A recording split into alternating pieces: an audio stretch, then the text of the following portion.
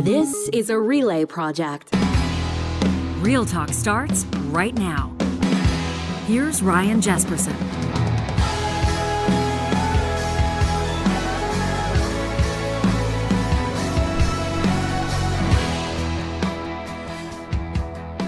Hell of a conversation with Naheed Nenshi. If you caught it, we're talking about our March 12th episode with the former Calgary mayor, run, as you know, 3 elections down there, stepped aside, or let's say decided not to seek re-election, but now he wants back in the game. Naheed Nenshi joining us the morning after announcing his candidacy for the Alberta NDP leadership and absolutely throwing bombs here on Real Talk. If you missed the episode, I almost want to tell you to hit pause on this one and go back and listen to it. Charles Adler tees him up, and then Nenshi comes in and just hits cleanup. Not everybody loved it. Not all of you loved it. And we're going to get to your comments today on that. But he describes the sitting Premier Danielle Smith and her United Conservative government as incompetent, immoral, and dangerous. He comes on here and describes her as having basically a treasure chest of issues. He says he's got a little rolly bag of baggage himself, the former Calgary mayor. Of course, not everybody was singing his praises when he left office down in Calgary. His critics call him the tax and spend mayor, a liberal elite mayor. The liberal thing is one of the reasons why his candidacy for the NDP is so interesting. And she's never been orange. He's played nice with orange, but he's played nice with blue as well. I mean, a lot of people speculate that the color purple, his campaign color, his signature color, is used intentionally. It's not a primary color, right? It's a combo of blue and red, of conservative and liberal. Maybe we're reading too much into that, and if you want to know his take on how he's aligning himself with the NDP or how his candidacy makes sense, you can check out his interview with us yesterday. But it lit a fire under a bunch of you. And as you know, if you follow us on Twitter, Instagram, TikTok, today, this episode, March 13th, I'm supposed to be hanging out in studio with Alberta Premier Danielle Smith. There's good news and there's bad news. The bad news, I guess, for the show is maybe good news for the people of Alberta, maybe good news for the nation. Or maybe I'm reading too much into it. But we got a call from Premier's office just a number of hours ago letting us know that they'd have to postpone the interview because Alberta's Premier, as we speak, is sitting down with the Prime Minister of Canada, with Justin Trudeau. Now, the good news for us is that Danielle Smith, Premier of Alberta, is going to stick to her commitment to talk to us in studio this week. Thursday. That's tomorrow if you listen to every episode of Real Talk. And we love those of you that do. So March 14th, tomorrow, Danielle Smith's going to join us in studio. The cool part about that is not only will we be able to ask her the laundry list of questions that we've got, the questions that you've sent in, but we'll also get the inside scoop on how the meeting went with the Prime Minister. She'll likely speak with journalists today. She'll probably talk to them about some of the subject matter that came up, but I want to go deeper than that. I want to ask questions that some of the other journalists aren't going to ask, like, how uncomfortable is it in that room when you or the Prime Minister walks in? Is there any small talk? What do you guys get around to? What are the non-starters? Where do you feel like you made a little bit of progress? So we'll ask those questions to Premier Danielle Smith. And of course, as we've asked you to provide us with questions, what you would ask the Premier if you had a one-on-one sit-down with her, if she was your audience, so to speak. And boy, have you responded en masse to talk@ryanjesperson.com. Now, of course, we don't have time to read all of the emails that you've sent in, but because we've been prepping for this interview with Premier anyway, I've got a ton of them in front of me. And we thought it might be kind of a cool episode to get into these questions. These are, if you live in our home province of Alberta, your fellow citizens, your friends and neighbors speaking. And bless you, those of you like Jean, and I'll show Jean's email here. I mean, you don't ask a one-sentence question, which is kind of what I got to stick to for the most part when I interview people like the Premier or the Prime Minister back on February 21st. Remember, he spoke to us, and he didn't speak to the Premier, and quite frankly and candidly, that kind of pissed her off. You have to wonder if maybe that's why they're talking today. I'm not a conspiracy theorist, and I'm not reading too much into the fact that they're talking in the same time slot that me and Premier were supposed to be talking. We don't think the world revolves around Real Talk, or does it? But we've got these emails from you, and we have the time today to read your preambles, to read your background arguments, to read the personal angles on why you're asking the questions you're asking. And so we're going to get into them. And Gene will lead off with you, and Lori, we're going to get to yours, and Mandy, and Kate, and North, and Jenny, and Abigail, and you get the idea. There's a whole bunch of them. And so buckle up. You're going to hear from your friends and neighbors, your fellow Canadians today, the questions that they would ask Premier Danielle Smith, and I guarantee that a bunch of them are going to make it into our interview coming up on March 14th. We also have, as mentioned, some responses to our Naheed Nenshi interview, and I've got a couple of takes on my interview last week with Eric Kaufmann. What an episode that was. It kind of flew under the radar because there's been a lot going on the show, but Eric Kaufmann joins us from the University of Buckingham in the UK. He's a Canadian. He works over there. He's done some work for the Macdonald-Laurier Institute, writing about how woke Canadians actually are. I understand the word is supercharged. I understand some of you get your backs up when you hear woke. Some of you use it as a pejorative. Some of you gleefully invoke the word because you know it pisses other people off. So Eric comes on to talk to us about the research and goes in some areas where, I'll be honest, and maybe I was naive, I didn't expect it to go. I didn't expect him to refer to the residential schools story. He didn't actually use the word hoax, did he? But he basically he described the story of the unmarked graves as a woke story. Sure. I think the one thing that was weird to me is he started it off, and you'll hear it in the clip. I'm no fan of residential schools. Well, who is? Like, it was just a strange thing to say, right? Yeah. I'm no fan of residential schools, but I was like, that's a weird way to prefix what you're about to say, right? Yeah, no kidding. So then he gets into it and he starts talking about how he thinks it's woke because they don't have scientific evidence. You'll hear the clip. Johnny's grabbed it for us. We're going to get to it in this episode of Real Talk. I'm looking forward to this one. We very rarely, you and I, sit down for an hour and just let it breathe and just get into email after email, message after message. Of course, we're going to be keeping an eye on the live chat, and we'll be weaving in your commentary as well. But we happen to have Athabasca Chippewa First Nation Chief Allan Adam booked on that same show. Unrelated. We didn't know that Eric was going to talk about residential schools. I mean, there was a whole bunch of angles that story could have gone down, talking about woke attitudes on university campuses and nonprofit organizations and libraries and public venues canceling speakers, and you get the idea. We had Chief Adam on to talk about serving the Alberta Energy Regulator with papers. I mean, they're suing them. Chief Adam says they'll run it all the way to the Supreme Court. They want accountability for the regulator not notifying the First Nation and other surrounding communities about a toxic tailings pond leak that lasted for months. As a matter of fact, it was a perspective check when Chief Adam reminded us that the leak is still happening. But I had to ask him about Eric's comments, and it was a very powerful moment of that interview as Chief Adam gets into his personal history as a residential school survivor and his family as multi-generation residential school survivors. So I recommend you check out that episode. You're looking for the title, How Woke is the Average Canadian, in our archives on the podcast on YouTube. And we'll get into some of your comments on that, including from Gerald and from an audience member that doesn't think that I handled it very well. We welcome the criticism. We want the criticism. You're never going to hear us get into emails for 20 minutes that just scratch our backs and tell us what a great job we're doing. That's not the point.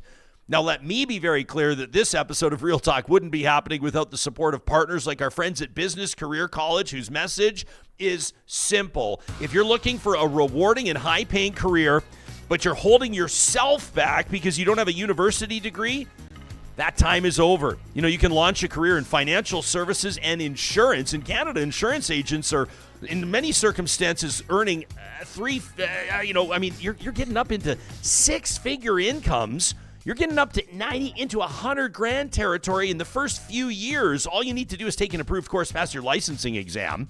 And that's where Business Career College comes in. They offer industry-leading approved courses in property and casualty insurance, life insurance, plus they've got expert instructors that are passionate about helping you launch your new career. They take it personally. They want to see you level up your career.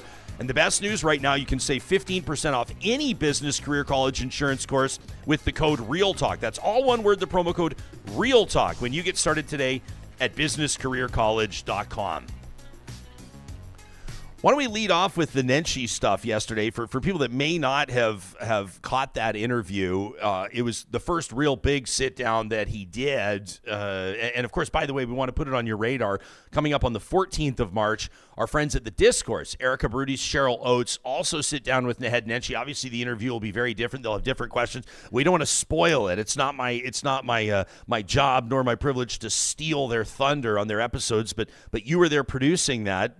How would you describe the tone of their conversation with Nenshi? It was, if you liked our interview, it was a little more long-winded. They gave him a little more time to speak. Not that we didn't give him time to speak, but he elaborated. We tried to move it along. Yeah, but also the Discourse, they watched our show, right? So you're getting the extra bits. You're getting, I guess, the special effects on a DVD or whatever, right? Yeah, I like that. But he did say a few things that I thought, and I don't want to give away the show because it launches tomorrow, so you'll get the whole thing then, and we'll have some good clips. But one thing he said that really resonated with me is he was talking about, obviously they brought up, him first kind of alluding to the fact of running by going out to that rally, that the trans march. rally, yeah. Yeah, of course. And he said something really kind of profound. He said, the one thing that bothered me about Danielle with all this pronoun stuff is that she keeps referring to polling, that Alberta is agreeing, that parents are agreeing with her.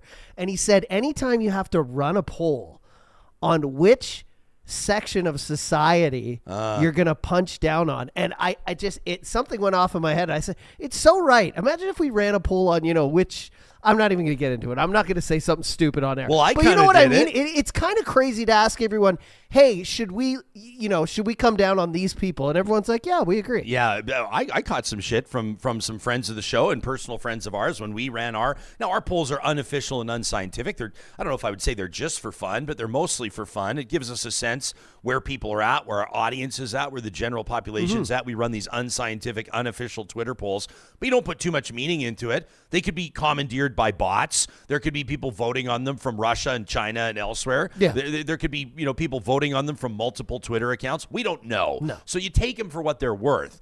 But we did ask how you feel, and this was a number of weeks ago after Premier Smith made that announcement, the omnibus announcement about parents and pronouns and sex ed and trans women in sports and surgeries and gender hormone replacement therapy and the like. And our poll kind of lined up. It did. Yeah. We asked, how do you feel about it? Do you support it? Do you not support it? And, sure. And like 2/3 of people said, yeah, we support where she's going with this. The critics said, well, number one, you can't control the poll. I said, yeah, of course, we've said that. We don't know that it's, but number two, they're saying, what are you doing polling? What are you doing polling around whether or not people deserve to be protected? I said, that's not what we're doing. What we're doing is asking how you feel about a government taking a step, right? Sure. And I think that's an important question to ask. And that's fine on our little show, as the Prime Minister Justin called Trudeau it. called it. Our little poll. But what I think is, I don't think a sitting premier should be referring to polling like Sure. that. And I'll just say it, and people might be like, "Oh, that's off base." But like, what if we just said, "Hey, which race do you think should not get health care?" Oh, and did a poll. You know what I mean? That's pretty much what you're doing here. Yeah, I mean, you're saying a section of society does not deserve this. Do you agree? And it just seems it seems wrong. Yeah. And Naheed alluded to that, and I said, you know what, I cannot wait. If he's the guy, I cannot wait. Can you imagine a debate between him and Danielle? He's the only one who drops bombs the entire time but stays calm, right? It would be fiery. It will be fiery to see. I mean, I'm curious to see this leadership debate as well with the candidates that are there. I mean, let's not crown Nenshi. There's other candidates that are formidable. You talk to like the hardcore dippers, and I'm saying that lovingly to all of you, the real lefties, like the hardcore party members, the ones that don't email the show, the ones that text me and write in. One guy, Jason, texted in yesterday as Nenshi was talking to us and just said there's no option for those of us on the left. So the left, the party membership there, Labor, the unions within that party are going to try to find the candidate that they think best represents them. And chances are that's probably not going to be Naheed Nenshi. So who's going to get that support? Is it Sarah Hoffman? Is Sarah Hoffman the actual front runner? Is Raki Pancholi and her compelling campaign the front runner? Is Nenshi the front runner? You could probably make an argument for all three. I think right now, if you were to do polling, and you better believe that their leadership campaigns are doing internal polling that they're not releasing, my guess is that right now it's probably polling-wise between Sarah Hoffman and Naheed Nenshi. So we'll see how that goes. There's still lots of time. Party members aren't voting on this until basically summer solstice, until the third week of June. So Nenshi joins us on the show yesterday. Wanted to play a couple of recaps, dig into it. A lot of times we'll, if you're the same as us, hear an interview or do an interview and then think about it and kind of get our thoughts together, put it out to you. I'm going to get into our Instagram comments in just a second. They're not all flattering. They're not all appreciative of Nenshi's public service up to this point. But here's a portion of what he had to say. This is the March 12th episode of Real Talk. $14,000 a bottle on Tylenol when the federal government had already ordered some just so you could own the libs. $100 million on the failed privatization of Dynalife. $9 million on advertising for the Alberta pension plan, something that in the election she said she would never do. And the list goes on and on and on and on. And, yesterday I had a very busy day, so I haven't had a chance yet to look at what they're suggesting they're going to fix in the utility system. But what they broke in the utility system has caused utility bills to quadruple in Alberta, to be by far the highest in Canada. Our insurance rates, our auto insurance rates, are something like 2.5 times what they are in Saskatchewan next door. This is direct results of UCP government policy. Setting aside the crisis in family doctors, the closure of emergency rooms, the fact that here in one of the wealthiest jurisdictions in the world, you can't be guaranteed that you'll get an ambulance when you call 911 when you're in need. This is sheer incompetence combined with the lack of any moral fiber. And, I will call them on that every single day. So that's us, what we get when I say to Nenshi, if you're party leader today, what are you going at Dan? Because he said to us, he says, Danielle Smith needs to be held accountable every single day. And I basically said, if you were leader today, what would you be going at her with? And that's what he told us. So the Turkish Tylenol right at the top of the list. And this is day one. If you go back to our episode as well, this is why we just give you the teasers. He called her a liar. He said she flat out lies. Yeah. He called her... Which he said was unusual in politics, and I don't know if I agree with that. He wasn't name calling, but he did not hold back at all. And this is the first time we've talked to him, the first day after he announces his run. He's just warming up. This is just... He got everyone's attention, though. So we post, if you don't follow us on Instagram, TikTok, Twitter, what are you doing? At Real Talk RJ, there it is. Johnny's put up a great reel, basically the clip that we just played, but a little sexier with some more visual effects. You do a great job with those.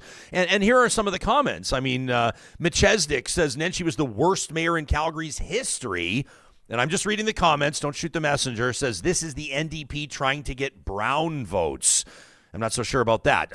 Sarah Lynn's Life says it doesn't take a rocket scientist to point out healthcare issues, but we're able to see how NDP ideology is working in BC since they're in power there. Not surprisingly, says healthcare is worse. He's pulling out what he thinks is low-hanging fruit, but the NDP has a track record of talking big and delivering low for healthcare. That from Sarah Lynn's Life. I will say this, Sarah Lynn, no one's fixed it. Coco says when politicians, I love it, when they don't bother showing what they'll do to support citizens, but instead smear other politicians because they have nothing of value to actually offer. This sums up the NDP perfectly. BC Grown says Nenshi is misleading with his accusations. He's giving partial truths about everything. I mean, he did say that he left office with a high approval rating, and that's subject to interpretation. That's not exactly true. He was dropping in the polls. That's a fact. But elected 3 times, so I mean, for sure, that's not a fluke. And it's not to say that he wouldn't have won a 4th time. I mean, Sure. Jody Gondek wins that election, but if it was between Nenshi and Gondek, who do you think wins? Respectfully, maybe the incumbent. Chris Bearpaw says hammer, meet, nail. Real St. John wonders, why are we giving Nenshi a platform? Those are my favorite comments. The people asking, why are we platforming some of the most well-recognized, well-known, and most accomplished politicians in the country? Paul Fletcher says the NDP is obsolete, and Schaub says, good try from someone who's practiced what he preaches. I'm starting to wonder if all of our Instagram followers are conservatives, Johnny. That might be the case. I don't know. He went into it, and he didn't really stop. I mean, the interview was about 25, 30 minutes. You want to tee another one up for us? Sure. Here's more of what he had to say. This is more of Nenshi's greatest hits on Real Talk. Check this out. I'm proud of my baggage. I'm proud of what we accomplished here in Calgary. And I know people who are deeply into this will say, over 11 years, the shine wore off, blah, blah, blah, all that stuff.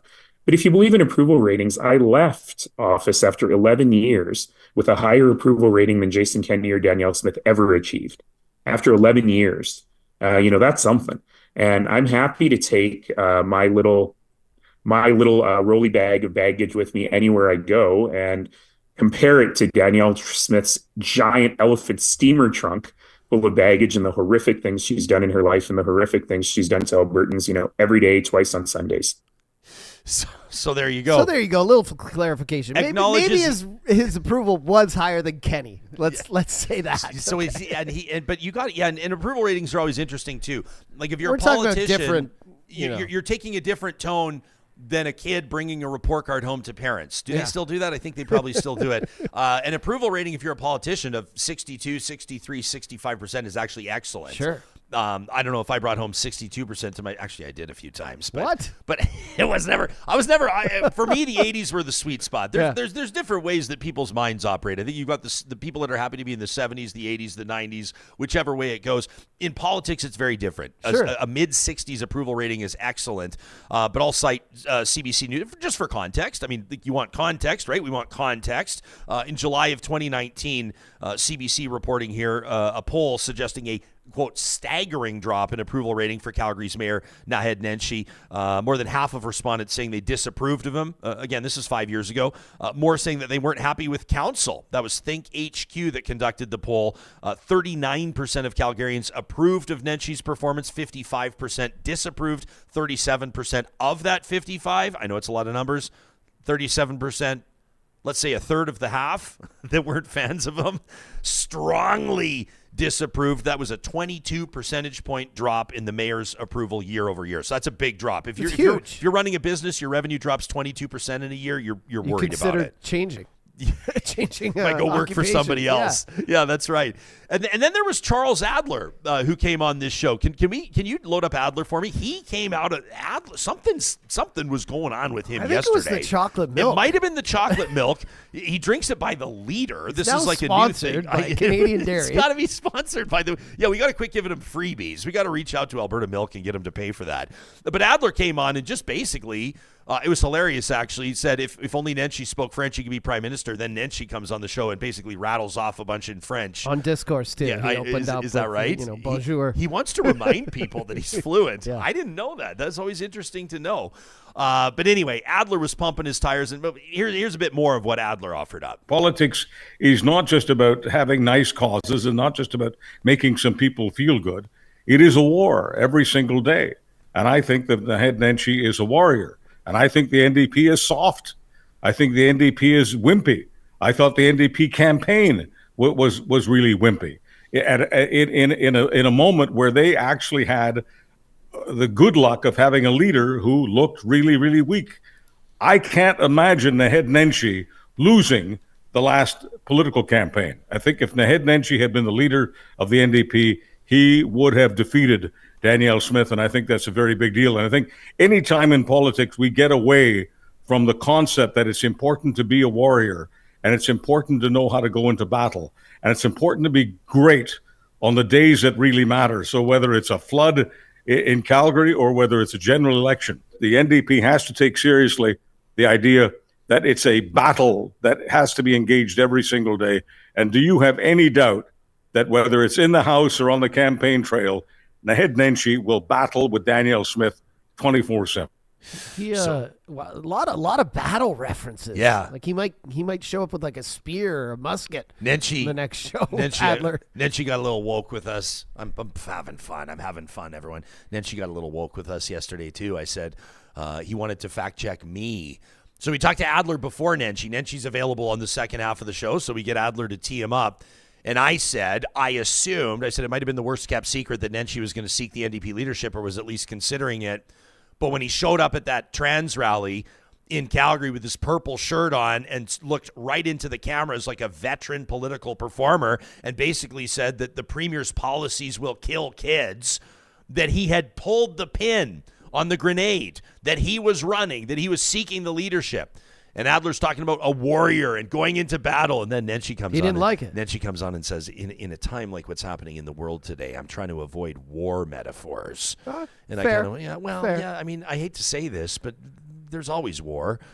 We're always fighting wars. We'll take the point that Nenshi makes. We'll take the point that Adler makes. It's a remarkable take. You remember Adler on New Year's Eve endorsed Rachel Notley for that election that was coming up in May of 2023. So New Year's Eve 22, Adler goes on. I don't know. New Year's Eve is an interesting time to do it. I don't know if he was like into the Moet Chandon. I don't know what was going on. He's putting a little Bailey's in his chocolate milk. I don't know. That'd be not too bad. I don't know what was going on with it. But so New Year's Eve, so he endorses Rachel Notley. So he's a fan of Notley. But then he comes on our show on March 12th and describes the NDP as weak, says they ran a weak campaign, says if Nenshi would have been the leader, they would have beat Danielle Smith. I mean, that's an indictment of Rachel Notley from Charles Adler, who calls him how he sees him. He has done for 40, 50 years. That's why he's got an Emmy. It's why he's the most recognized talk host in Canadian history.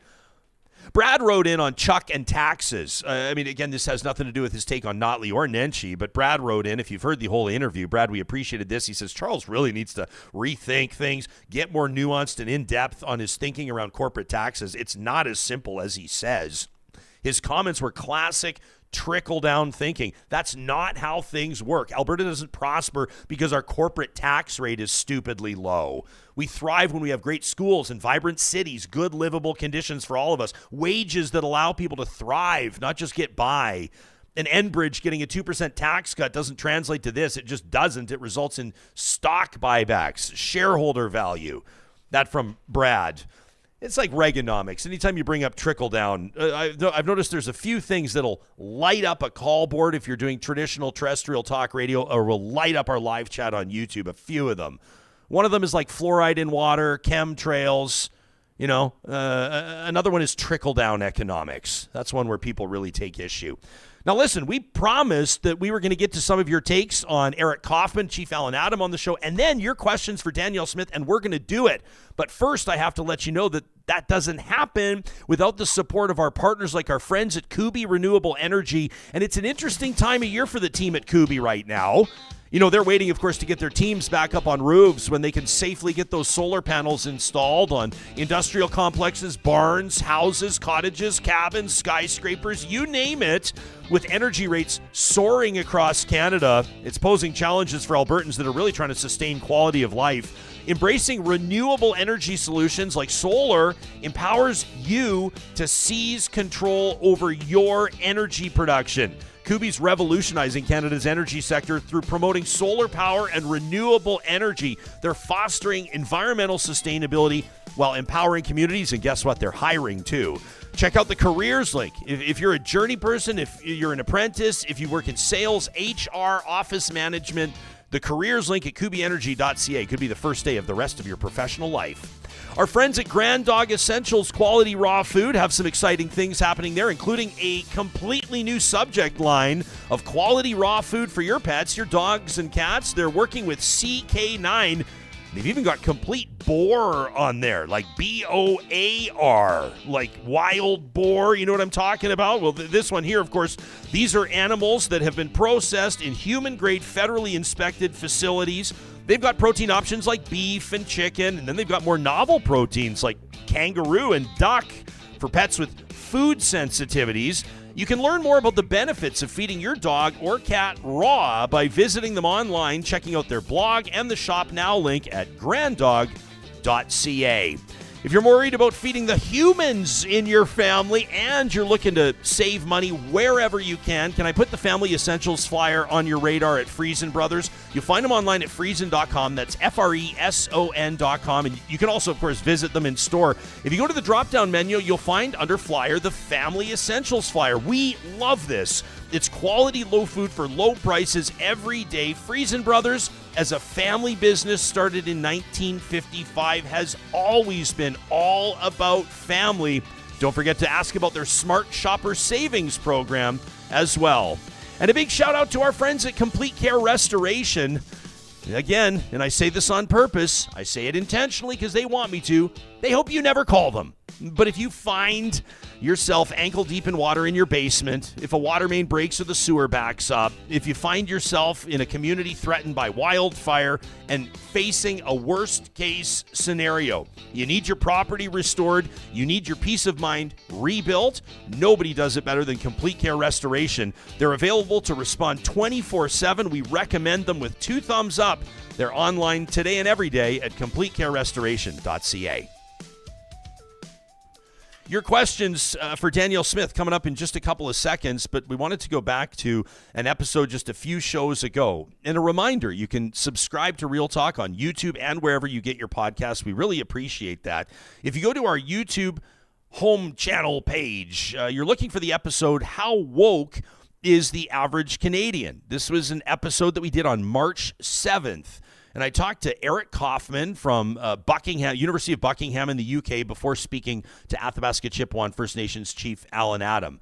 You're going to hear both of them in this clip. Eric's talking about his research and his analysis of how woke Canadians are. And then, of course, we ask Chief Adam to respond. I'm no fan of these residential schools, but if you actually look at it contextually, then actually it's a much more complicated picture, and it's not this simple binary black and white morality tale. And also, I think the way that's been used to sort of try and colonize the whole debate about national identity, again, the question has to be, how does Canada compare to other countries?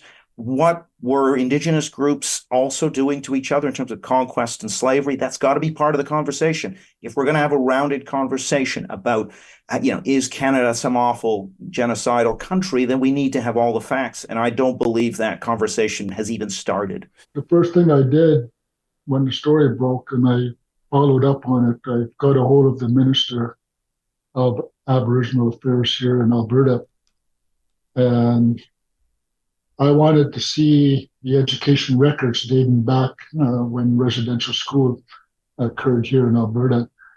And because of my relationship with the Alberta government, the ministers said, we do have the numbers of unmarked graves. You will find them in the community. They gave us the list of names of the individuals. They were 78 in total is what we were told. And these are from officials from Alberta. My late mother, I asked her the question about these issues and everything, and then finally she broke the story that one spring her dad went to pick up the family and noticed that one of the girls were missing. And he asked where was his daughter, and he was notified that his daughter had passed away 10 months prior to him coming there, and that her body was buried in Fort Smith, NWT. And he said, why wasn't I notified? They had nothing to say. And at that point in time, my late grandpa took the whole family out of the residential school, including my mother. So that was Chief Allan Adam responding to Eric Kaufmann, who was joining us on the show. Ambustion in our live chat just says, talking about Eric, says that guy was a wiener. I don't know. We try to keep it classy, but every once in a while, just a classic playground barb might apply. Gerald wrote in, talk at RyanJesperson.com, says Eric's a bit short-sighted. He said, nothing I'm going to comment here is about his research, but the comments seemed off to me. Said, number one, death at residential schools, similar to on reserves. Okay, cool. So we still have boil water advisories on reserves in 2024. Life on reserves is messed up too. I'm not sure that's a good baseline. He says, number two, everybody did slavery. Well, kinda, but not the same. He says, let's, like, for example, look at the Ottoman Empire, other Muslim empires throughout history. They always set up religious courts. So Jews and Christians under their rule were not held up to the rules of the Quran. They were governed by their own religion. Interesting from Gerald. Says, can we say that Canada did the same for First Nations? We're trying to get there under reconciliation, but we're certainly not there yet. And Gerald says, and he also, Eric slipped a few things in there too, a la Jordan Peterson. He kept mentioning assured outcomes as opposed to equality in opportunity, and those are very different. And it's a sneaky trick that these guys that are against progress like to pull. That from Gerald. Meantime, North wrote in and said that I was struck by Ryan claiming on today's program that the unmarked graves in Kamloops were a, quote, mass grave. We saw some people comment on that in the live chat as well. North says, when the residential school story broke, the media narrative was that mass graves had been discovered. The phrase evokes images that are closer to Bucha, Ukraine, than boarding school. From there, you had the argument that these graves represent a cultural genocide, leaning heavily into the genocide, says North. A few discussions about academic definitions of racism and disparate health outcomes, and then suddenly it's an ongoing cultural genocide, again with heavy emphasis on genocide. North says, of course, as everybody knows, there's no evidence of mass graves as popularly imagined. Goes on to say, this framing makes it incredibly difficult to have an honest conversation. After all, mentioning the difference between unmarked and mass graves, which we did comment on, says it's obfuscating genocide. Context or even skepticism of specific claims is walking on the line. We all know what's under the ground, after all, even if no one has actually looked. That from North. I'm not sure that's true either. Says, let's be clear. We should acknowledge the horrors of residential schools, kids being ripped away from their parents, harsh disciplinary conditions, unsanitary environments, under-resourcing, highly disproportionate mortality rates. Let's include sexual abuse. He said it was a shameful reflection on Canada at the time, but your discomfort with the topic demonstrates Eric's point. That from North. I mean, I'm very uncomfortable talking about residential schools because they're horrific. And I recommend, as I did on that during that episode on the 7th of March, that you check out the remarkable podcast series by Connie Walker. She won a Pulitzer Prize. A Canadian storyteller, an Indigenous storyteller working in Canada for that. I think it was on Spotify exclusively. I think it might. I wish I knew who she was doing. It's everywhere. Yeah, you can find it all over the place. I think it was exclusive, but now it's. I think it's on everything. So now it's everything. That's great. So everyone will be able to find it regardless of their platform. But and just incredible. She just did an amazing job telling those stories. And I think we've talked about this. Like, I don't think anything's going to be proven 100% when we talk about these graves. So, I mean, what's the point? I don't see the argument in trying to disprove, like whether people were buried en masse because they died of natural causes or because, they were abused or whatever. What does it matter? Like, let's just like, we're never gonna get solved and be part of truth and reconciliation if we keep, like that email said, hey, I agree with this, but this one point I don't. Though, it's I feel like, how are you gonna prove it? Who was it? I wish I remember the audience member that wrote in and said, like, truth. It was in all caps. They said truth and reconciliation. So that the truth is important. And this is not my position, but let me say, if, and this is not my position, if the whole thing was a hoax, there's no 215 in Kamloops. There's none. If it was all a hoax, then that is relevant and that matters. Oh, 100%. But also, it's not the federal government's role. It's not the average Canadian's role. I'm not trying to be glib or cute, but we're not going to run a Twitter poll on whether or not people think that we should dig up these areas and determine what's down there. These are sacred areas for a lot of communities. And I think that is a decision made by First Nation by First Nation. Listen, we'll continue to go into the uncomfortable areas and we'll talk to and solicit and seek out expert, reputable voices. And we also appreciate your comments in to talk at Ryan Jesperson as well. Let's get to your questions for Premier Danielle Smith. There's like 100 of them printed off here. I'm going to read as many as I can here to give you a sense of where people were at. Again, the Premier will be joining us. If you're listening to this on the day that we're doing the show, that's Wednesday, March 13th. She'll join us tomorrow. She'll be joining us Thursday, March 14th. If you're like Garth, who just popped in the live chat and wondered where's Premier, the short answer, if you're just joining us on the Mixlr live streaming audio app presented by California Closets, a last-minute meeting between the Premier of Alberta and the Prime Minister of Canada, Justin Trudeau. They're meeting down in Calgary today. Premier's making the trip back up to Alberta's capital city, and she'll be with us in studio tomorrow. Jean writes in, and I'm leading with Jean's email because Jean has a little spice off the top. This is like a great, maybe like a chicken vindaloo. The spice just hits on your first bite. I love it. Jean says, I saw a social media post from Real Talk soliciting questions for an upcoming episode hosting Premier Danielle Smith. I imagine you'll receive many questions from the public. We have, but I only have one that I would like asked. Why is the Premier of Alberta using gaslighting, lies, and conspiracy theory nonsense to dictate public policy? Now, Ryan, since you're a radio host who's going to want the Premier to return and will only challenge her so slightly So as to avoid being blacklisted from future engagements, not how it works, I'll phrase a few lighter issues in case you're feeling gun shy from such a direct question. You see what I mean with Gene? Gene brought the full spice rack with this email today. Says, the Alberta Pension Plan. 1, the UCP did not campaign on this idea in the last election. Many running UCP MLAs responded during door knocking. This was a red herring, not something they would pursue. And I believe it was even said during a Q&A with reporters. Danielle Smith did say, we've played it on the show many times, nobody's touching your pension. He says copies of the initial reports for the APP have been disclosed, along with correspondence showing that the government asked the report author to rephrase to acquire a more favorable public response using data that every credible economist has criticized as ridiculously flawed. The overwhelming public response has been negative, so why is this government ignoring the will of our people and putting our financial retirement at such grave risk? Premier Smith, when challenged with questions on this, has lied repeatedly, and fact-checking her replies has proven frustratingly slow. Gene says healthcare response.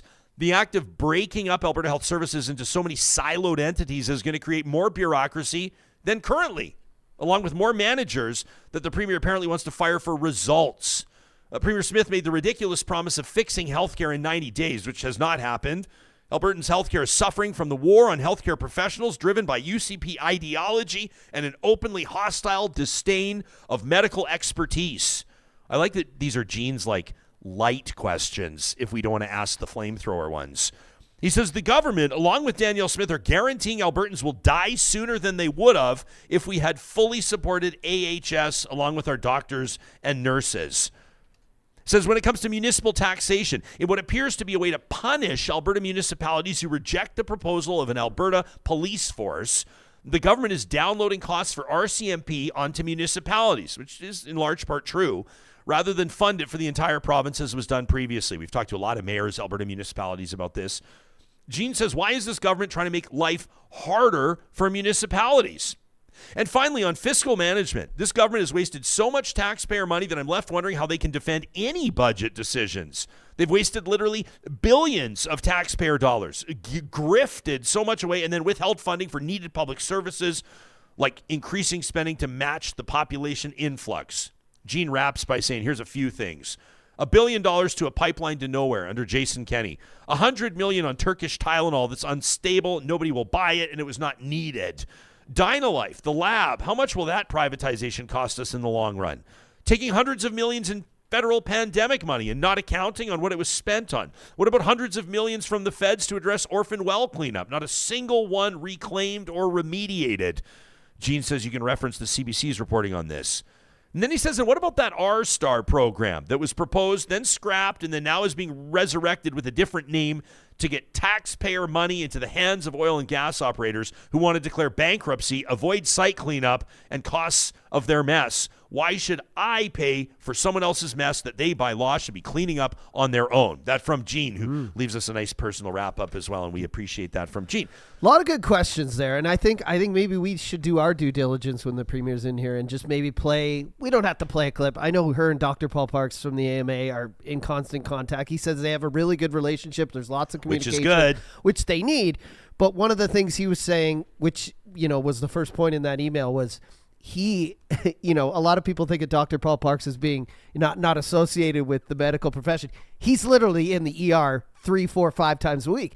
And he was literally on The Discourse last week and was talking about how, as he's transferring someone from who's maybe in emerge going to continuing care, or maybe they need to transfer to mental health, all these new silos, he has no idea how that's going to work. And that's the president of the AMA saying, what am I going to do with someone at 3 a.m. who may not need emergency care anymore, but they need to talk to someone in mental health. They maybe need a prescription for this or that to get them through the next few weeks. Yeah, we've got and that person on the other end of the line who he calls or he emails, they're not there. They're not, Well, they're things aren't connecting right. And they're investigating this whole restructuring of. I mean, you talk about the different LPNs and different nursing career options and what this government is exploring or says it's exploring to address a shortage in family doctors, which is not limited to Alberta.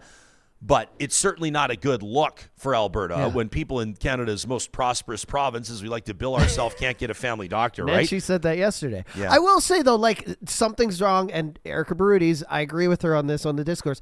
Something's wrong with the healthcare system here in Alberta. Yeah, I mean, I'm just not sure always that wrong with this healthcare. complication is going to make it better. Yeah. Mandy writes in, by the way, an Alberta RN, shout out to all the registered nurses, says BC RNs are now being paid $12 more per hour than Alberta RNs. Is that true? BC also, that's a huge, huge discrepancy. Says BC also just implemented safe nurse-to-patient ratios, which limit the amount of patients that each nurse can safely take. They're also putting $250 million, $237 million to be exact, into bringing BC nurses back to the province and recruiting new nurses to BC. Here's her question for Premier. What is Alberta doing to solve the nursing shortage and to encourage Alberta RNs to stay in the province as opposed to heading west? That from Mandy. Lori writes in, wants to ask about that pension plan. Now, guys, we'll get into this tomorrow with Premier. This thing is evaporating slowly as we predicted it would months ago. Polling very low, even it's with going to go UCP. away. Yeah. Public memory will forget about this. What were some of the sort of, ideas that Rachel Notley floated or Jason Kenney floated before them, Dave Hancock or Ed Stelmach or whomever? What are some of the ideas that they mused about and floated but then didn't implement? Exactly. Nobody ever remembers. And so we'll remember the Alberta pension plan thing for a while. Yeah. Somebody will pin it on Rob Anderson, right? Her the executive director of the Premier's office. Everybody knows that it's Rob's idea. Yeah. And it'll go away. And that's probably the plan. But Lori says, as most I love emails that start with this. As most educated people know, CPP contributions by employees and employers are pension plan contributions for individuals, except for Quebec, regardless of where they live in Canada. Contributions to the CPP are similar to RRSP contributions. They are not a tax. Except for contributing employer portions for Government of Alberta employees, the GOA contributes nothing directly to the CPP, says Lori, who's clearly smarter than me. She says, my question for you, Premier Smith, why wasn't moving out of the CPP to the APP part of your mandate during the election? Says, I've heard even if we do have a referendum regarding this, you'll ignore the results. Why does your government feel it's okay to take our pensions and put them into AIMCO without our permission? AIMCO would manage it, you presume. She says, what are the results of the survey regarding the Alberta pension plan? Why wasn't the most important question, do we want one, asked? We did ask her that in our last interview. And she says, and why won't the government of Alberta start a separate provincial pension plan from scratch and let Albertans decide where to invest their pension funds? She says, I do not agree to the GOA moving my pension to a provincial plan, especially with AIMCO's poor performance. Oh, my buddies at AIMCO aren't going to like hearing that.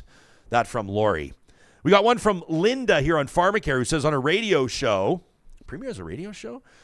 Told listeners, does anybody listen to radio anymore? I don't It's think funny anybody because listens to radio I anymore, do often they? I'll tune in and think I'll catch the tail end of it. I thought we agreed we weren't going to listen to that radio. Just occasionally. No, it's good. It's good that you listen, so then you can keep anything on my radar that we need to know about, right? I like that.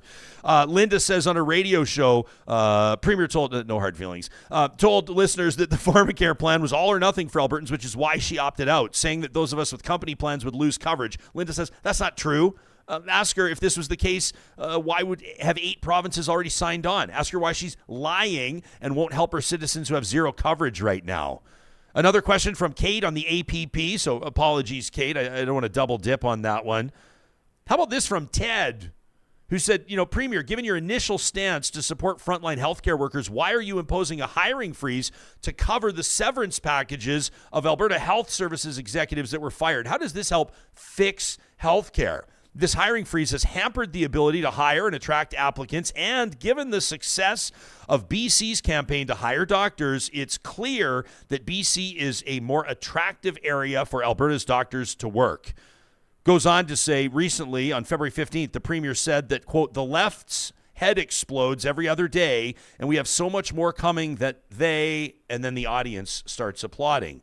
Why does Premier feel like she needs to implement policies to punish one side of the population as opposed to listening to all perspectives? And Ted wraps by wondering, does she regret meeting with Tucker Carlson after he's recently said that good leaders can purport violence? when being asked about the death of Russian opposition leader Navalny. We got a lot of questions about Tucker Carlson in our inbox, which I thought was interesting as well. Taylor wants me to ask Danielle Smith tomorrow, the 14th of March, what specific things have become more affordable under the United Conservatives. Taylor says my increase in utilities, insurance, other expenses that are directly tied or indirectly controlled by the provincial government have gone up more than any carbon tax increase. The carbon tax provides me a rebate on the cost of it as well. What is the UCP going to do to make those areas of life more affordable? That from Taylor. I guarantee that question's getting read tomorrow. Neil wants to know which experts the government consulted on its LGBTQ policies. He says, I want names. He says, I'm calling bullshit on what's being described as consultation to this point.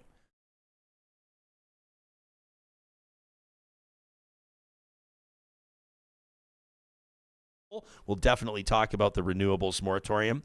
He says you've got to ask her why Alberta is now spending the least per student on public education in the country. That's true. He says, what happened to the Alberta Advantage? A 7% reduction per student in this year's budget. He says, whatever happened to the Alberta Advantage? We've got the highest utility costs. We've got the highest insurance rates. And he says, and I haven't even mentioned coal mining in the Rockies. That from Neil. I appreciate that.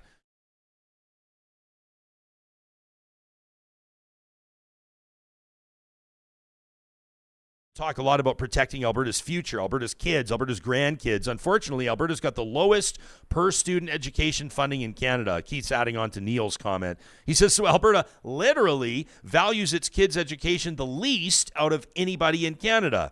I mean, supporters of the United Conservative approach would say, well, no, Alberta's taking a different angle on it. Alberta's making more funding available for different types of schools, right? Alberta's more friendly to homeschooling, to private schooling, to the Montessori schools, to the charter schools. Keith says every other province values their kids more than Alberta does. Ooh. Says, what will Danielle Smith do to correct this grievous error and return Alberta's future, its children, to the highest value in Canada that we used to believe in? I like that from Keith. I can hear Keith. I don't know who Keith is, but I can hear him pounding on a podium delivering that question. Get us back to what we used to believe in. I like that. I like this one from someone who's asked me to not use their name, so I shall not. We'll say it's Chester. I don't know why Chester came to mind, but it did. Says, I really enjoyed your chat with Naheed Nenshi. I'm a high school woodshop teacher, I won't say where, with 9 years at my current school. My question for the Premier, says, Jess, well, this could do double duty as the flamethrower on Friday, presented by the DQs of Northwest Edmonton and Sherwood Park. Says, I have many problems with the way my school board is run, but I hope that this can reach the Premier. Premier Smith has declared she's a fan of the trades. She even floated the idea of a trades charter school in the past. Why then does my school keep pushing down my budget? I teach many times more students than when I started, and my budget keeps getting lowered. And the answer from admin is to push up school fees, which will obviously discourage kids from entering the class. In my shop, my dust collector is from 1968. They don't make them like they used to, hey, pal? Says it was built to be inside and used in a welding shop. And since I've started at my place of work, I've had numerous tradespersons from the school board come through and speak about the unsafe nature of my setup. But nothing ever gets done. I've been told multiple times it'll be replaced, but it never happens. I'm truly concerned about the health of my students and me in the job that I love. If the Premier really cares about the trades, it starts in high school. Many kids, myself included, were not even presented this option growing up, and I strive to present the trades as an option for post-secondary life. Hell yeah, Chester. Goes on to say, my second question, sorry for the long-winded email, don't apologize, is what specifically is the Premier going to do about increasing trades enrollment in the province?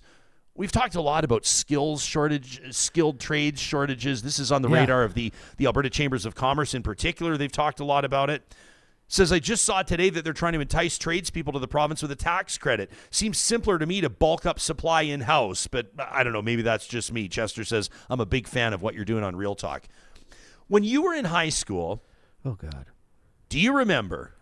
This is before internet, before cell phones. I don't remember any of it. Do you remember the trade? Because I remember, like, and we've talked about this on the show before. I know some people sort of see, like, there's like university, and you get your like PhD, and if you don't quite get there, you get your graduate, you get your master's. You talk about like shop you class get an undergrad. But there's been a real movement and I support it, and I think it's great, of people saying, university's not for everybody. For some people, university's a terrible fit. It's a waste of your money. Polytechnic schools, trade schools are a great avenue, and people are working to remove, if I can say respectfully, huge amount of respect for the blue-collar workers. People are saying you got to remove the stigma of like the trade schools and the polytechnic schools. They are just as viable, and you've got just as much reason to be very proud of what you're doing in polytechnic and trade schools. You can make huge contributions, much needed contributions. Do you remember when you were in high school, were the trades presented to you? I mean, you learned a bit of engineering, you learned a bit of auto. Like I said, there was a shop program, which was basically it wasn't always the same thing. But yeah, one week you'd be taking apart a car motor. The next week you'd be, you're always taking something apart, see how it works inside, stuff to do with engineering. But it was always just a taste. Are you saying that there should be full-on classes so that when you're done high school, you're ready to go work at an auto body shop or work, out, begin to get your and they're degree? starting. There are some exist. I don't know too much about them, so I don't want to like speak out of turn here. I guarantee. And I don't know because real talkers will, I guarantee, write in and explain to us. We're already doing this. How this works. But yeah, there's a lot of stuff that's already happening that way. There's the sort of the integration, like what do you want to call it? It's like they have the high school experience for a lot of these future tradespersons is running parallel. So in other words, they're doing like job placements, work placements. That's amazing. They're getting work. I think it's fantastic. Why not? They're getting, and if you know that's what you want to do, why not set up a workforce of the future with great opportunity out of the gates? And so I love that question from Chester. Devil's advocate just would say, like, I think it's a great idea, but, I think we've talked about this on the show before, but somebody would say, okay, if you're going to dangle a carrot to someone and say you can make $120,000 when you get out of high school, is it going to prevent them from going on to getting secondary education and getting, being far more positive impact in the community, maybe also becoming a lawyer or whatever, a dentist, a doctor, whatever. Yeah. So yeah, it's also a great point, right? Like a lot of kids have probably dropped out of high school to go work in the oil patch. You want to be 18 and make six figures. And yeah, if you're not afraid of working your ass off, and they do, if you're not afraid of being away, working in camp for 3-4 weeks at a time or however it goes. Sure. If you want a jacked up dually 1 ton pulling your, you got a sled deck on there, you got 2 snowmobiles on the back or a side by side, you want that at 18, I get it. I love this from native Calgarian in the chat who says, Jespo, Jack James High School is already doing trades. Says, I love it. I love that too. That's awesome to hear. By the way, somebody else I noticed in the chat said they think it's stupid that members of parliament, that MPs have to speak French. They don't, by the way. You don't have to speak French to be an MP. You just have no chance of being a party leader, or you have no chance of being prime minister if you don't speak French. That's a deep pull from previously. We're going to get to more of your questions. I like this one from Stephanie, who wants reports released. Steve wants to talk about solar. We're going to I hope you guys are enjoying this. This is insight into what matters to this audience. This is insight into what's mattering to Albertans. And again, we didn't print off every email. Like, you saw it. The inbox it's a bit of a mess. But I'm laughing because you're doing our homework for us. We're not going to have to prep for the show tomorrow. Well, I got to make sure I ask the good ones. But these are all excellent, and we'll get to more of those in just a second. First of all, though, it is Wednesday today. Every Wednesday, courtesy of our friends at Tourism Jasper, we have a chance to step away from the politics, to step away from the news, and talk about making memories in Jasper National Park. It's MyJasper Memories, presented by Tourism Jasper, and this one's going to get a little bit personal. I want to take you into my Instagram account. I want to take you into our weekend. We were just out there. This is why there was no episode of Real Talk on the Monday this week. It's because we're working on something super cool with the team at Tourism Jasper. We can't wait to tell you more about that project. You'll see it here on Real Talk when it's ready. We spent a few days out there just catching our breath as a family.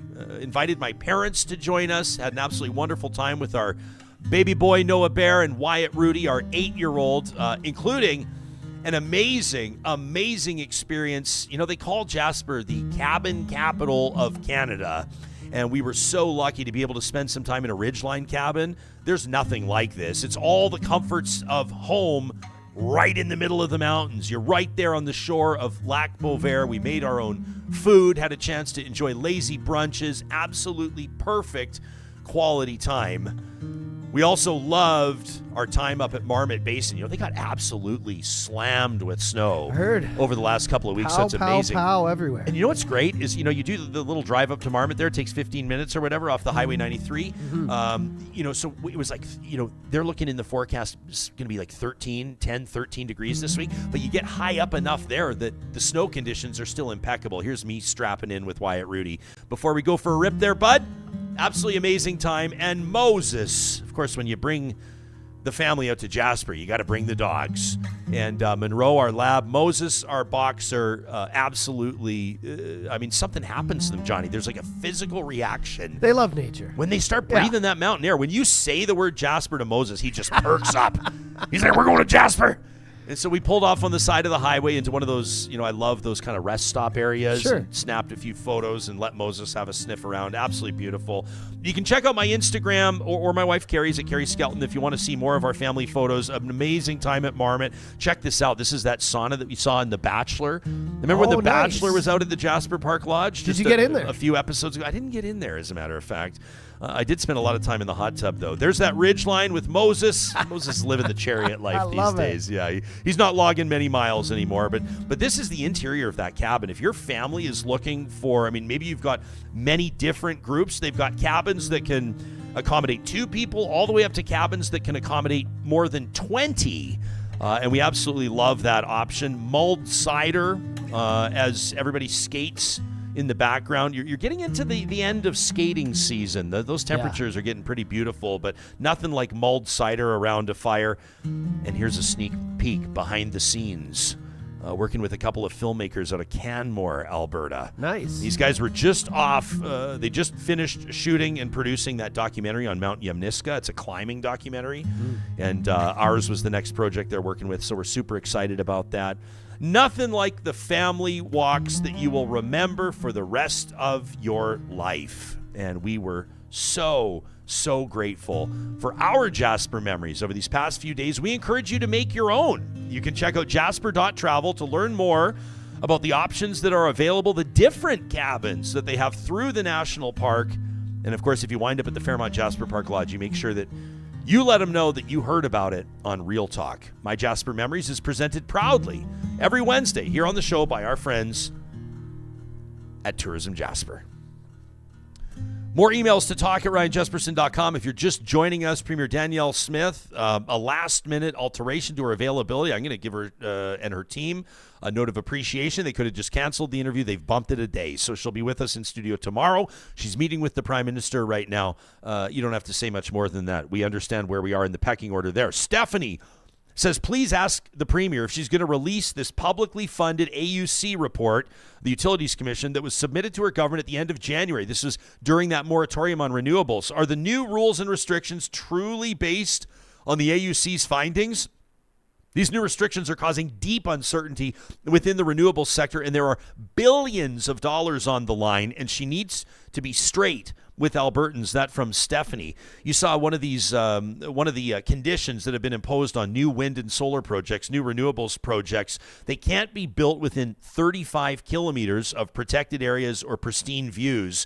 And a lot of people are going, why are we not applying those same requirements, those same parameters to oil and gas sites? Why are we not applying that same mindset or mentality to coal exploration in Grassy Mountain, the eastern slopes of the Rockies? We'll get into it tomorrow. Steve says, I appreciate the opportunity that you're giving Albertans to ask a question of Premier Smith. Mine is, says Steve out of Calgary, America's farmers have been able to join the energy game by incorporating solar, wind, and other renewables onto their land where it makes sense to do so, amplifying their income and shielding them from some of the economic ravages of climate change, which Alberta, under your leadership, has recently rendered functionally illegal.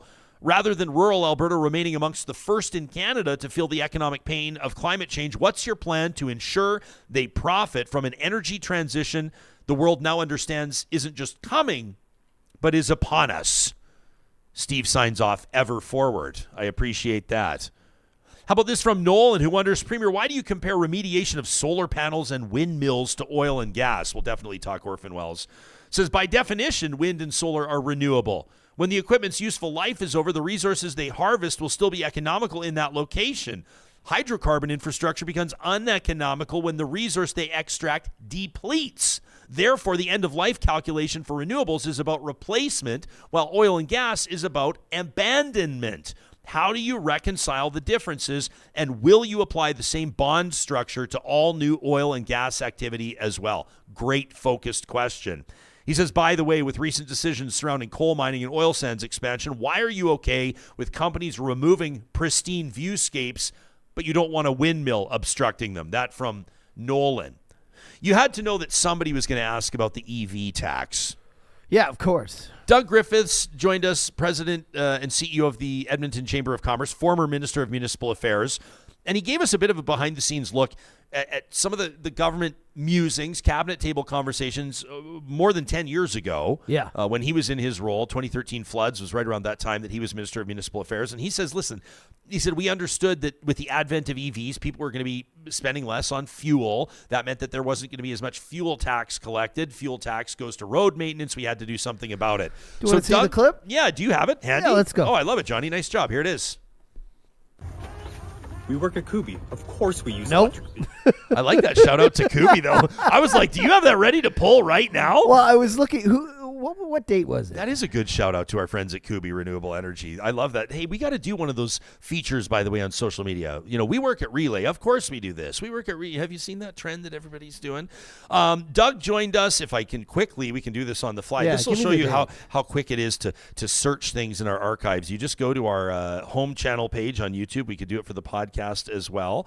And you're going to go back to, here it is. It was the day after the Alberta budget was out. It was 12 days ago.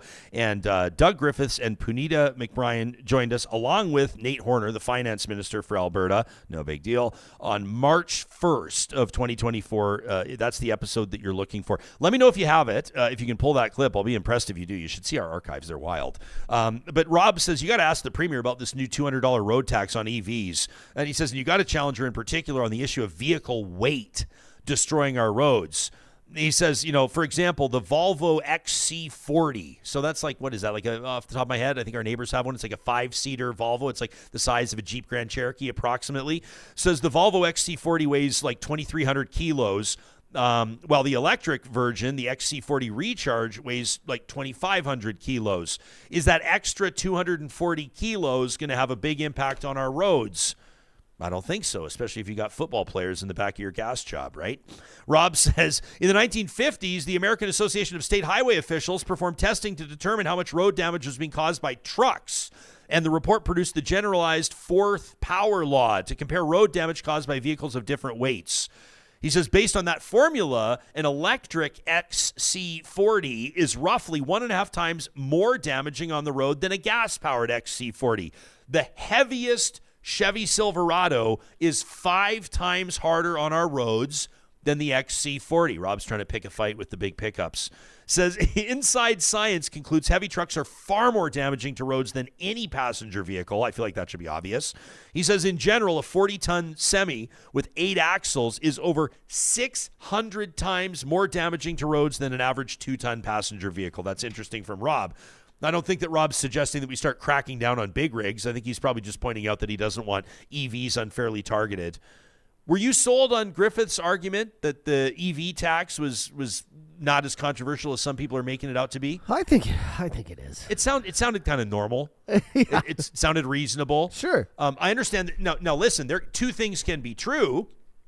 The EV tax can be justifiable, and you can have a premier with senior advisors, in particular senior advisors, that are inherently against things like EVs and renewables. Both can be true.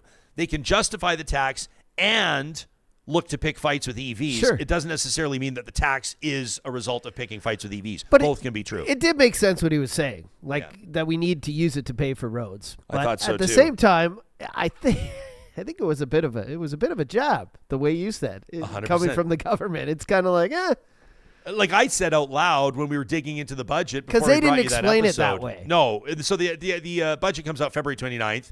And when we saw the $200 EV tax, I mean, you keep in mind it's one line item on like a budget that's like a $50 billion budget, 50 plus. But it stands But when out. I saw it, I went, oh, here we go. Oh, here we go. This is what everybody's going to talk about.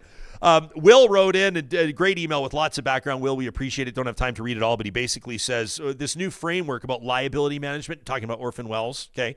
Talking about environmental liabilities, we understand. I mean, if you talk to some people, as we have on this show, Alberta's environmental liabilities are in the hundreds of billions of dollars, and they're not getting cleaned up.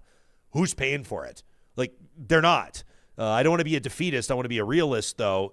Will says, well, this framework's nice in theory. What steps will the province take to help both the Alberta Energy Regulator and the Orphan Well Fund actually enforce the regulations? One of the largest issues has always been collecting funds from industry stakeholders. Companies never pay the proper amount for closure costs, yet claim near record profits. When the disposable industry bubble pops, let's say 5 to 7 years from now, how much of those environmental costs are going to fall on Alberta taxpayers? It kind of reminds me like this oil and gas stuff and these deposits that the big companies are supposed to pay. It kind of reminds me of, how people view different parking tickets differently. Like if you get a ticket from the city, I hate them all the same. You and I are really good at getting parking But I know tickets. what you're saying. If you get one from the city, you have to pay it. Sure. And you know that if you don't pay it by that date, it's going to get another surcharge on it. Yeah. It goes from 70 to 100 or whatever it is, 50 to 70, whatever. Yeah. And so you pay it. And you'll But have then to if you get have to go on on the website it's a pain eventually, in the ass. But then you they'll be know like, that- "Here's your total." But I know what you mean when you get one from, and I don't want to say an Impark. actual, or Impark. You're like, I'm not whatever. paying this. Yeah, exactly. I'm not paying this. Yeah. No. I have this one guy, my cousin Randy, down in Calgary. We're gonna get dinged. When I was like 16, no, I would say, listen to this. Hey, you've listened to this point in the episode. You deserve to hear this. I met somebody that worked, and I'm not going to say her name, but she worked in a senior role at Impark, and I said to her, how many of your tickets actually get paid? What would be your guess, percentage-wise? A percentage of tickets annually that Impark employees issue in Impark lots? What percentage do you think gets paid? I would say they scare most people, but I would say at least I would say 65. Yeah, That's like what I would have 60%. That's what I would have thought. Because I would say a quarter to maybe yeah, I would say like Okay, so 40% of people don't give a crap. So guess what they budget for? 10%. What? 1 in 10 pays their Impark ticket. Okay, that's So it just reminds me of like, this is how we roll. This is how the Alberta Energy Regulator rolls. We're like, we come to oil companies and we basically say, like, this isn't a shot against oil companies. This is a shot against oil companies that are bad actors, that are breaking the trust and the good faith that has been bestowed upon them, that are taking great opportunity and in one of the most opportunity abundant areas of planet Earth, and they're basically screwing over the people that live here. So before somebody comes at us as like enemies of oil and gas, not a fucking chance. But we've got strong words, and so do a lot of people like Will for companies that don't live up to and honor their part of the bargain. And that seems to me to be, in a big way, ponying up the money to clean up their messes. I can't believe that this is even seen as remotely controversial, but thanks to Will for that. This from Matt, who wrote in from Toronto. A shout out to our Ontario listeners. Says, I got a question for Premier Smith. What is the nature of her relationship with Tucker Carlson? I mean, I feel like she's answered these already. Is she concerned about the relationship he has with Vladimir Putin? Now, that's what makes it timely, right? Carlson interviews Putin after Danielle Smith appears with Carlson in Edmonton. Now, I was there. Maybe I'm guilty by association. Matt says, especially when Tucker's goal is to attack a democratically elected country like Ukraine, does that relationship make you complicit to treason? Matt then signs off, hope everybody's well. Thanks, Matt. We appreciate it. And then we've got a bunch, including from Abby, a 16-year-old member of our listening audience, and I want to get to that in just a quick second. But before I do, I want to put out a shout to the professional engineers that are listening to this right now. You've done everything you can in your current job, in your current role, to squeeze every bit of potential out of not just the opportunity, but yourself. But you know there's more to give, and you want to see your career truly take off. May I put Apex Automation on your radar? This is a company that's working out of BC, Alberta, Saskatchewan, down in the great state of Texas, building a culture where amazing people like you can do your best work. If you're ready to grow your career, challenge yourself, and learn new skills, you've come to the right place at apexautomation.ca. They're currently hiring automation field services specialists, systems integrators, and some other jobs that I don't even know what they're about. They're just way smarter than we are, Johnny. But there's learning and development opportunities, perks and benefits, company culture, all working in fabrication, automation, engineering, Industry 4.0. You'll find it all. Opportunity rich at apexautomation.ca. Also, a big shout out to our friends at Eden Landscaping, who want to remind you this is the perfect time of year. Like, we're talking right now, today, to check out their website at landscapeedmonton.ca. Number one, you can check out their portfolio and the work that they do. More than 20 years, they've been working in the Metro Edmonton region. Modern projects, natural beauty, stunning stonework, outdoor kitchens, water features, you name it. But that's also where you can click on that contact link and get in touch with their team. Start that process, bringing your outdoor space to life with the designers and installers at Eden Landscaping. And our friends at California Closets also want to remind you that, hey, you're already 3 months into 2024. Remember when Charles Adler was endorsing Rachel Notley on New Year's Eve with the Baileys in his chocolate milk, and you were promising yourself that you were going to get organized, that you were going to declutter?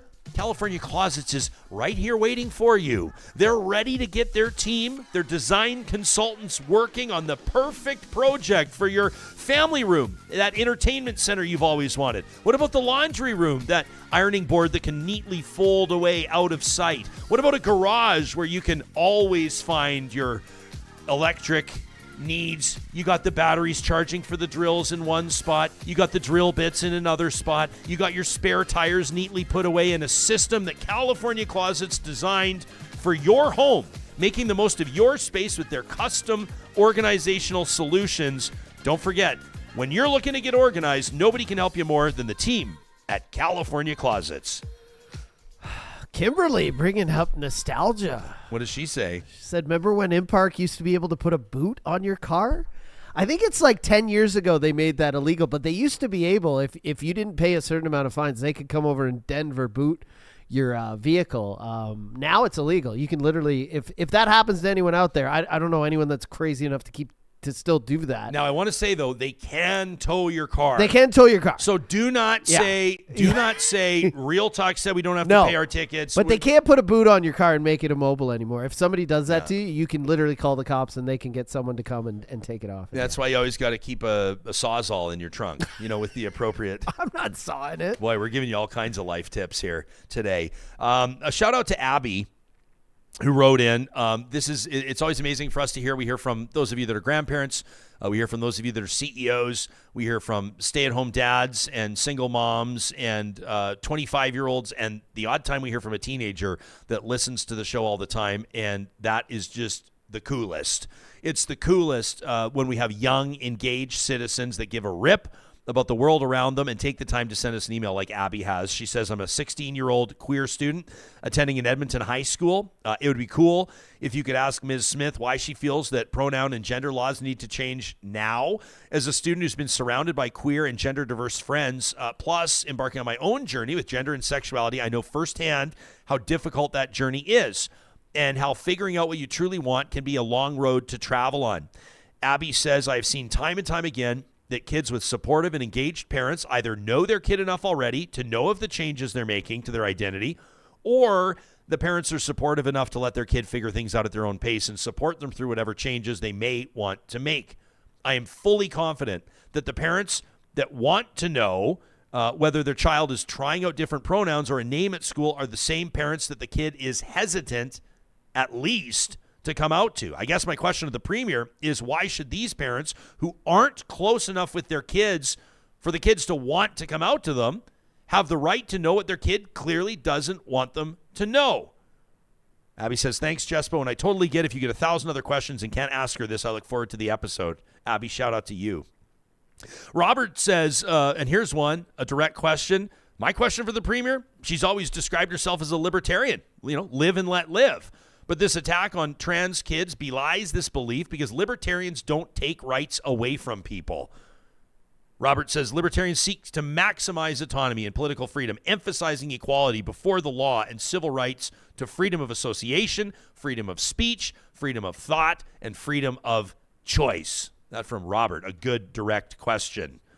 We've got this one from Jenny, who says, I have it on good authority. Jenny, you're correct, by the way, that Red Deer Catholic School Board has had a pretty regressive talk with all its teachers.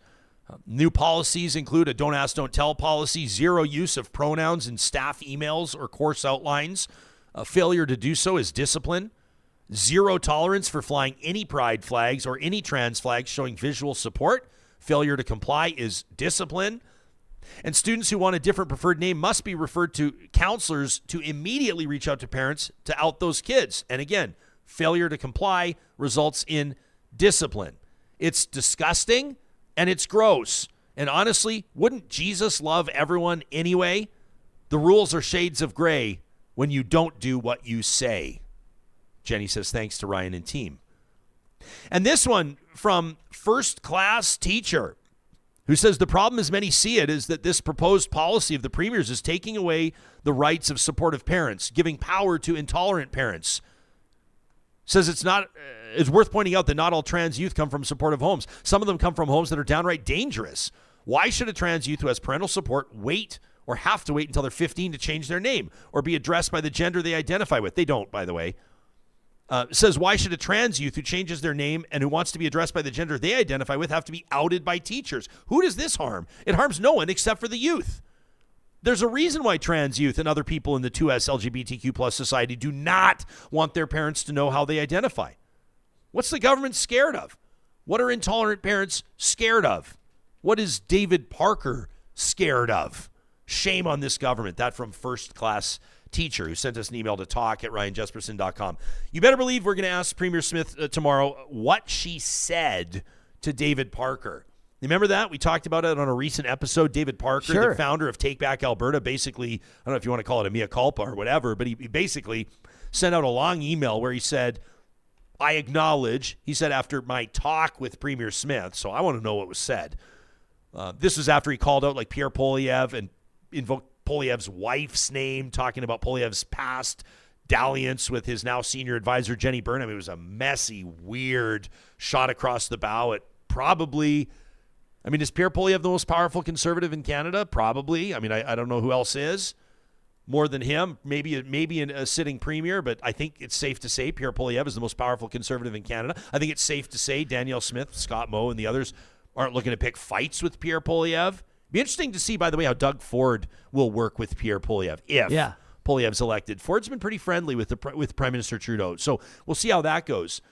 But Danielle Smith obviously said something to David Parker that caused him to do a bit of an about-face, a guy showing, or at least feigning, some humility. It's not to me to know his heart. I don't know his heart.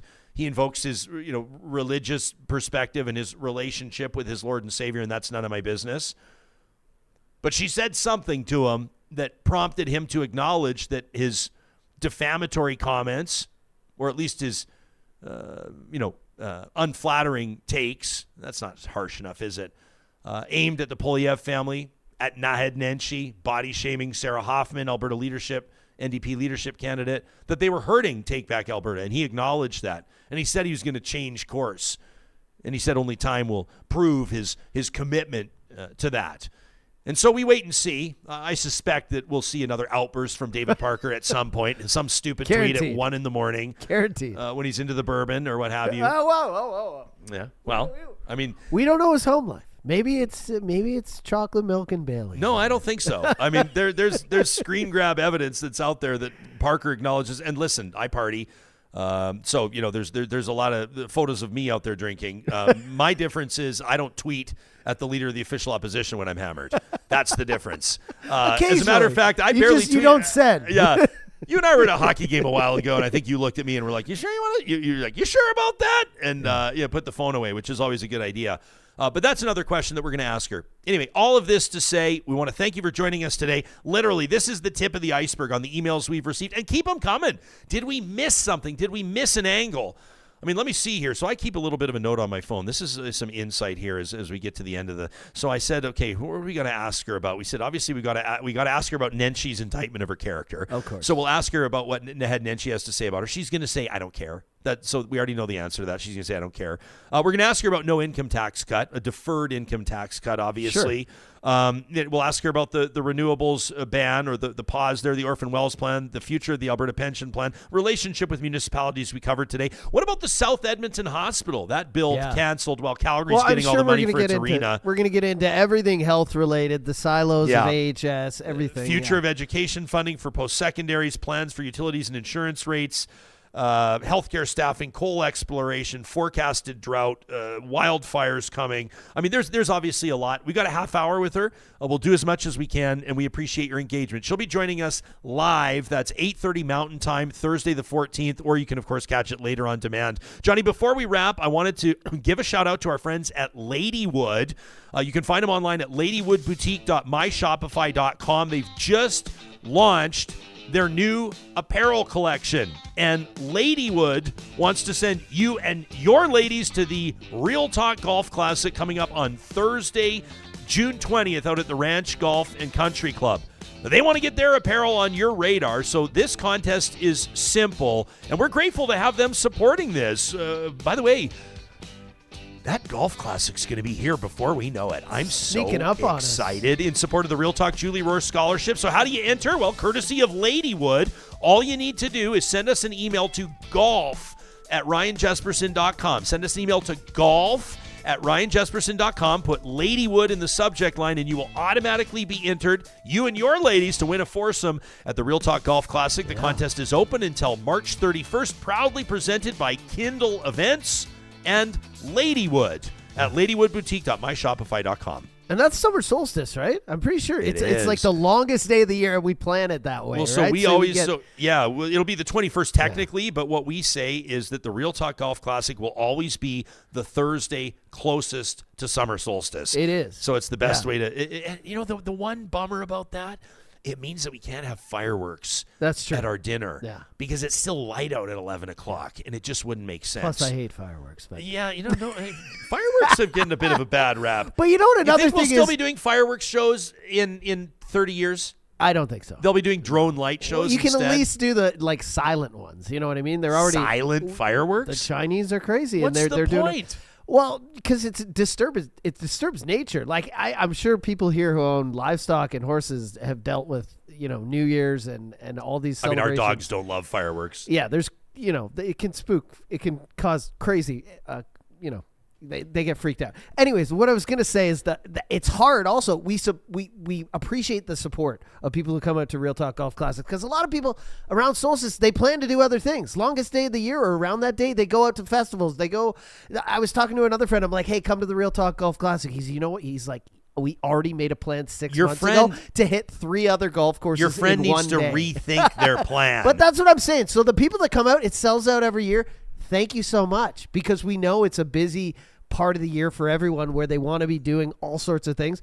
So for you to take your time and to be with us, it's amazing. Yeah, you bet. And it's also the most fun. I'm taking a bit more of an aggressive and positive and confident approach than you, who's like, thanks to everybody that makes time. No, if you're doing something else other than the Real Talk Golf Classic on Thursday, June 20th, you're fucking up. You're making a mistake. I don't know what you're doing. You go to ryanjesperson.com, you click on the events link. That's going to be our official billboard. And you go to the Real Talk Golf Classic, and there you'll find registration is open. You can register your team today. All of this in support of the Real Talk Julie Rohr Scholarship. Honestly, Johnny's going to be there spinning tunes. We're going to be giving away cigars. We've got the best, we're going to have 4 hole-in-one prizes. Wow. And 3 of them, one of them is going to be win a vehicle, and the other 3 are going to be a shot at $100,000. And people think, oh, that never happens. It happened last year. It happened last year. It happened last year. And if there was one behind us. If it doesn't make me sound ridiculous, his name is Robert Cardinal. Yeah. The guy, he just jarred it from like 100. River Creek. It was I think it was a 6-iron he hit, about 168 yards. One bounce, jars it. And I was so thrilled for him. But you know what I was bummed out about? We had a planning meeting. We had a planning meeting ahead of that tournament. That was only our second annual. This will be the third annual this year. Yeah. And I said, I think we need to set a minimum, because these are sponsored holes. We're so grateful for our sponsors. If you'd like to sponsor the tournament, obviously it allows us to raise money for scholarships, university scholarships, college scholarships, for kids who've lost parents to cancer. So it's a wonderful cause. But we said at the Real Talk Golf Classic, spread the word, because the minimum prize for hitting a hole-in-one needs to be $100,000. Yeah. It needs to be minimum $100,000. Sure. And one day we'll build it up to $1 million when we can afford the insurance premium on it. That'd be amazing. You make someone's life. So we were talking in this meeting, this planning meeting, and I said, we got to get it to $100,000. They said, that's a great goal for next year. Let's do it. Let's keep it. And so this year it was 20, and boom, Buddy hits one. And I was like, So we're going to make sure for the third annual Real Talk Golf Classic, there's 3 shots at 100 GER, plus a vehicle, plus a whole bunch of other wonderful things you can do. And you want to know, don't you say that, 100 GER? And you know what the best part is as well at our turn? Well, there's lots of best parts. We don't and I respect people that do this. I host some of these events. I'm kind of telling tales out of school here as we're getting ready to wrap. But there's those tournaments you go to, or those events you go to, where they're going to make it really uncomfortable at the dinner, and they're going to grind you for cash. They're going to grind you to get off your wallet. And there's going to be like a live auction, which can be really fun and awesome. And then there's going to be a silent auction, which take it or leave it. I've never really liked silent auctions. And then, of course, there's going to be that cash call. We don't do it. You come to our golf tournament. If you want to make a donation, you can, but you're going to pick up your mulligan tickets, your drink tickets. And other than that, when you've paid for your foursome, you're in. You've helped us raise money for the scholarship. Nobody's going to tell you to get off your wallet. So you can bring your friends. You can bring your colleagues. You can say thank you to some of your business partners and sponsors by bringing them to the tournament. And it's going to be a no-pressure atmosphere. It's just pure fun. Dilly bars. And dilly bar shooters. Pure fun and dilly bar shooters. I'll never forget our friends at the Dairy Queen. No, I can't tell the story, actually, because I think it might break AGLC regulations if I do. But let me just say, sometimes you got to be there to experience it. Is that a good way to put it on the Dilly Bar Shooter? Sure. Friends, Thursday, March 14th, that's 24 hours or less from right now, Premier Danielle Smith is going to be joining me in studio, taking your questions and ours.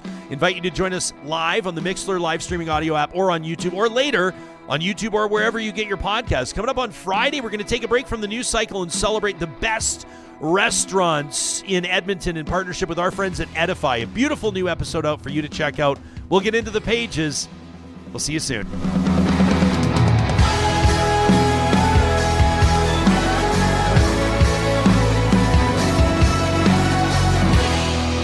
Real Talk is hosted by Ryan Jesperson, executive producer Josh Dunford, technical producer John Hicks, general manager Katie Cook-Chivers, account coordinator Lawrence Derlego, human resources Lena Shepard, website design Mike Johnston, voiceover by me, Carrie Skelton. Real Talk's editorial board